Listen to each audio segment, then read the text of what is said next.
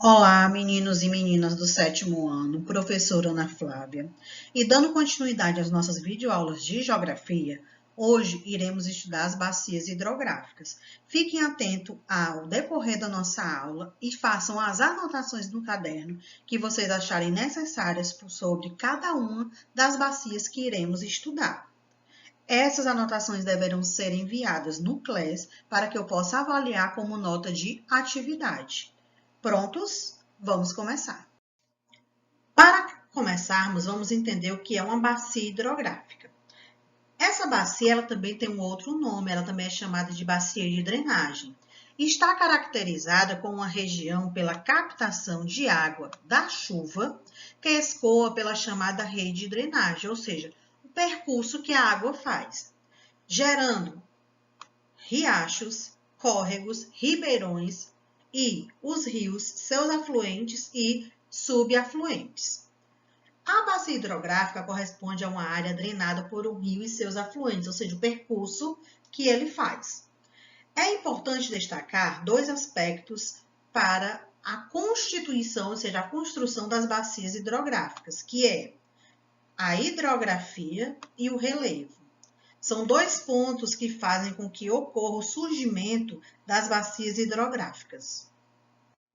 Analisando o mapa, podemos identificar todas as bacias hidrográficas que existem no nosso país, mas não vamos estudar todas, vamos estudar aquelas que são mais importantes para o desenvolvimento e têm grande potencial dentro do nosso território. Por exemplo, a bacia amazônica, a bacia do Paraguai, Paraná, Uruguai, Tocantins-Araguaia, Parnaíba, São Francisco. Essas elas são de grande importância dentro do nosso território. E temos também Atlântico Sul.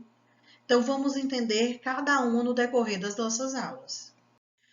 O nosso país, ou seja, o Brasil, ele possui no total 12 redes hidrográficas, das quais iremos estudar 8, que são as nossas bacias. Nós temos aqui um mapa que melhor especifica algumas dessas bacias. Amazônica, Paraguai, Paraná, Uruguai, que nós temos 4. Tocantins-Araguaia, São Francisco, Parnaíba, com mais 3, 7.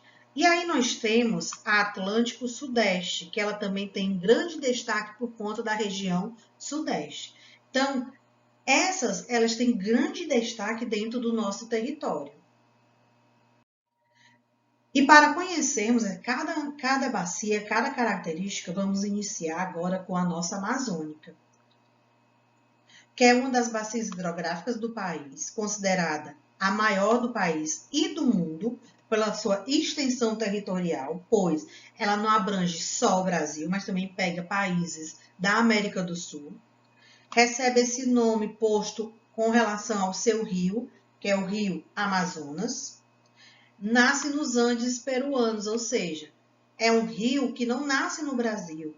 O rio Amazonas, ele nasce no Peru, mas no seu percurso ele deságua dentro do nosso território, ou seja, dentro do território brasileiro. Ele é originado de 2 rios, Solimões e Rio Negro. Então, dentro do seu percurso, ele vai desaguar 2 rios e fazem com que esses 2 rios surjam, se tornem em grande proporção, que é o rio Solimões e o Rio Negro. Analisando o mapa, podemos perceber a proporção da bacia amazônica. Por exemplo, toda essa área que você identifica com a linha vermelha e abrangindo dentro do Brasil com a linha verde, é o nosso território da bacia amazônica. Mas aí você pode perceber que dentro desse território, 42% está localizado dentro do Brasil. 42%. E que a bacia amazônica, ela corresponde a quais países? Além do Brasil, Suriname, Guiana, Venezuela, Colômbia, Equador, Peru, Bolívia. Então, esses países eles também se beneficiam com a bacia amazônica. Novamente, Suriname, Guiana, Venezuela, Colômbia, Equador, Peru e Bolívia, além do Brasil, que corresponde ao território da região norte do Brasil, parte do Mato Grosso, que fica na região centro-oeste, e parte do Maranhão, que fica na região nordeste. Então, além do Brasil, ela abrange os países que acabamos de ver: Peru, Bolívia, Colômbia, Equador, Venezuela, Guiana e Suriname. Está localizada na parte norte do país, em uma porção centro-oeste e uma porção nordeste, que não temos aqui, mas essa informação é importante para vocês. Mais uma vez, além da região norte, também pega uma porção do Mato Grosso, que é na região centro-oeste, e uma porção do Maranhão, que é na região sudeste, pois faz fronteira com a região norte. Por ser a maior bacia hidrográfica do Brasil e do mundo, a bacia amazônica possui uma grande importância ambiental, uma vez que detém as maiores quantidades de água doce do planeta. Então, além de ser a maior bacia do Brasil, é a maior bacia do mundo e tem a maior quantidade de água doce do nosso planeta. A navegação no Rio Amazonas é feita por barcos de pequeno, médio e grande porte, ou seja, é utilizado o rio para navegação. É considerado também uma atividade econômica essencial da região, o transporte de produtos agrícolas. Esse fator auxilia na vida de diversas populações ribeirinhas que vivem às margens do Rio Amazonas. Então, o Rio Amazonas, além de ser navegável para transporte e locomoção das pessoas, também é para atividade econômica. A região amazônica apresenta um relevo relativamente plano e o clima equatorial. Os rios possuem dois períodos, uma cheia e o outro menor, que é o da seca, que é chamada de estiagem. Então, o Rio Amazonas, durante algum tempo, ele está em cheia, e durante outra época do ano ele está em seca, que chama-se de estiagem, por conta do período da falta de chuva. Agora vamos estudar a bacia do Tocantins-Araguaia. Recebe esse nome uma vez que os seus principais rios formam essa bacia, que é o rio Tocantins e o rio Araguaia, ou seja, são dois rios. Se levarmos em conta que ela está inserida somente no Brasil, então a bacia do Tocantins-Araguaia é considerada a maior bacia hidrográfica totalmente brasileira. Preste atenção. A bacia amazônica que vimos anterior, ela é considerada a maior pela questão de água doce do planeta. Tocantins-Araguaia, que estamos vendo agora, ela é considerada a maior totalmente brasileira, ou seja, ela está dentro do território brasileiro e não tem fronteira de nenhum outro país. Suas principais características se configuram na região norte e nos estados do Pará e do Tocantins, com a região centro-oeste nos estados de Goiás, Mato Grosso e Distrito Federal, além do noroeste no estado do Maranhão. Então, isso significa o quê? Que a bacia Tocantins-Araguaia, ela está localizada entre os estados do Pará, Tocantins, Mato Grosso, Goiás, Distrito Federal e Maranhão. Se torna um rio importante pela questão da exploração de minérios, minério de ferro, manganês, cobre, ouro, entre outros, além da expansão da atividade agropecuária, agricultura e pecuária. A bacia do Tocantins-Araguaia também vem sofrendo com a questão do desmatamento e a extração de madeira, além da caça e da pesca predatória. O assoreamento dos rios também é um grande problema, junto com a poluição das águas, principalmente pelos produtos químicos utilizados na extração de minérios.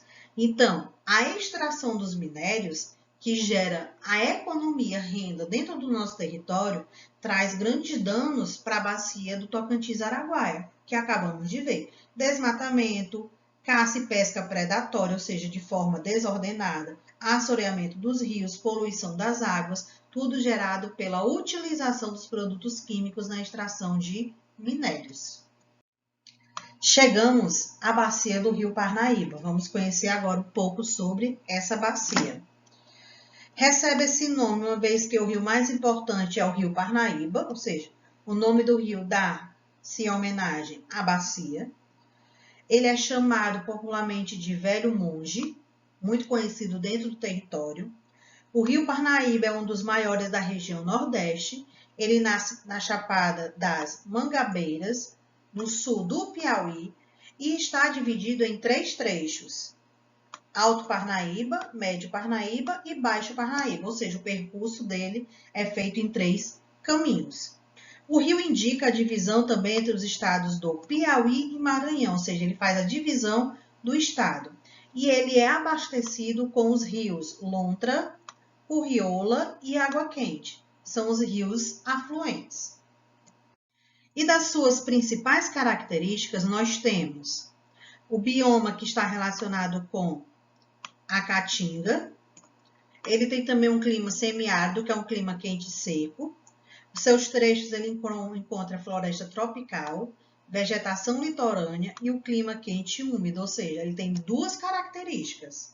Ele tem a Caatinga e ele tem a floresta tropical.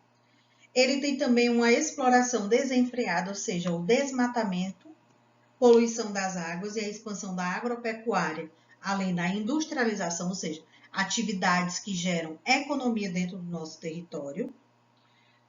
Portanto, a região em que está localizada a Bacia do Parnaíba apresenta problemas estruturais, o que tem levado a um baixo índice de desenvolvimento econômico e social. Esses problemas estão ocasionando o desenvolvimento econômico e da própria população. E agora vamos entender um pouco sobre a bacia do Rio São Francisco, a nossa 4ª bacia e última da nossa aula de hoje. Está localizada na região Nordeste, Sudeste e Centro-Oeste e recebe esse nome por conta do Rio São Francisco. Ela é totalmente brasileira e ocupa uma área de 640 mil quilômetros quadrados, quase 8% do território nacional. É uma bacia que abrange muitos estados e de regiões diferentes, como acabamos de ver. Minas Gerais, na região Sudeste, Goiás, Centro-Oeste, Bahia, Pernambuco, Alagoas e Sergipe, Nordeste e o Distrito Federal, Centro-Oeste. Então, como vimos, abrange 3 regiões: Nordeste, Centro-Oeste e Sudeste. Minas Gerais, Sudeste, Goiás e Distrito Federal, Centro-Oeste, Bahia, Pernambuco, Alagoas e Sergipe, Nordeste. O Rio São Francisco também é muito conhecido como Velho Chico. Ele é considerado um rio de planalto, nasce na Serra da Canastra, em Minas Gerais. Então, ele nasce em Minas Gerais e sai no seu percurso em sentido sul-norte, ou seja, ele sai em direção à região Nordeste, atravessando todo o sertão nordestino e desaguando no Oceano Atlântico. O Rio São Francisco é um rio perene, ou seja, é um rio que não seca, mesmo com pouca chuva. Além da Caatinga, a bacia do Rio São Francisco abrange biomas como Cerrado e Mata Atlântica e apresenta clima úmido, árido e semiárido por conta das regiões que ele se localiza, onde isso possibilita a navegação, embora muitos problemas ambientais venham sendo ocasionados atualmente e que tem gerado grandes preocupações para os nossos governantes, principalmente a perda das nossas matas ciliares, que é a nossa caatinga, a nossa vegetação.